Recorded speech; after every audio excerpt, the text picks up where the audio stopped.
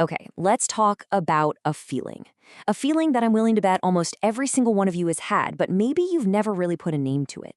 It's that sudden, sharp sense of dread you get when your phone rings out of the blue. So picture this, right? You're in the zone, you're working, maybe you're just finally relaxing, and bam, your phone starts ringing. You look down, you don't recognize the number. What's that first immediate gut reaction? Are you picking that up? Yeah, probably not. If you're anything like me and most other people, the answer is a hard no. You stare at the screen, you feel this weird mix of annoyance and anxiety, and you just wait. You wait for that beautiful, beautiful silence when it finally stops and goes to voicemail. Now, it's so easy to beat yourself up about this, right? To think, oh, I'm being rude, or I'm lazy, or maybe I'm just antisocial. But what if I told you that feeling has nothing to do with character flaw? It's actually a super common and very understandable psychological response. In fact, this whole experience is so widespread that you guessed it, it has a name.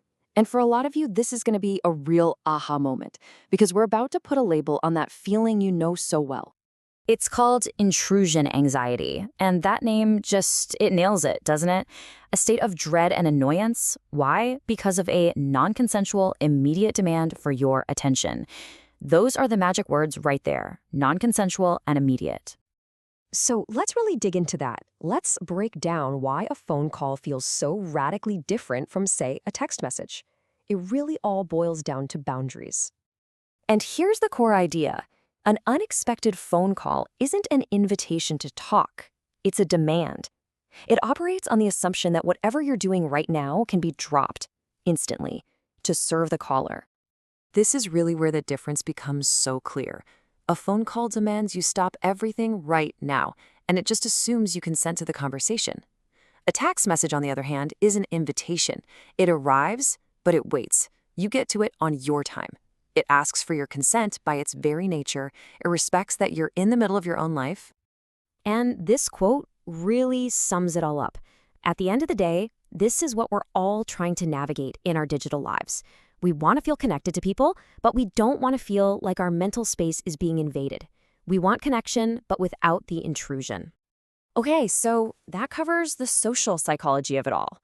But what's actually going on inside your brain? Let's switch gears and look at the cognitive science, because it turns out phone calls are uniquely exhausting for our brains. Just think about all the information that's missing.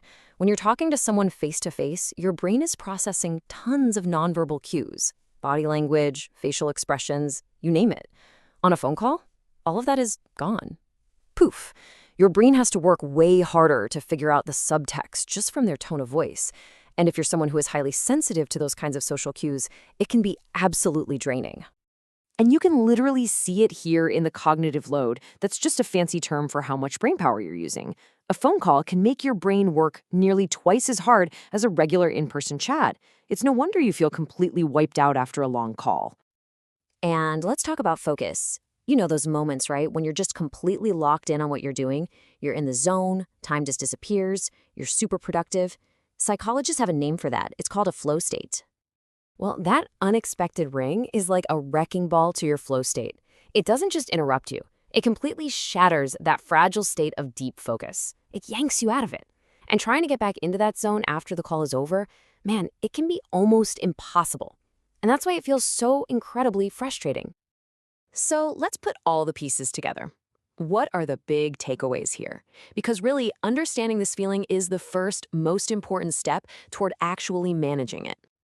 Okay, so let's recap. Number 1, your dislike of phone calls is not you being lazy, it's a real thing called intrusion anxiety.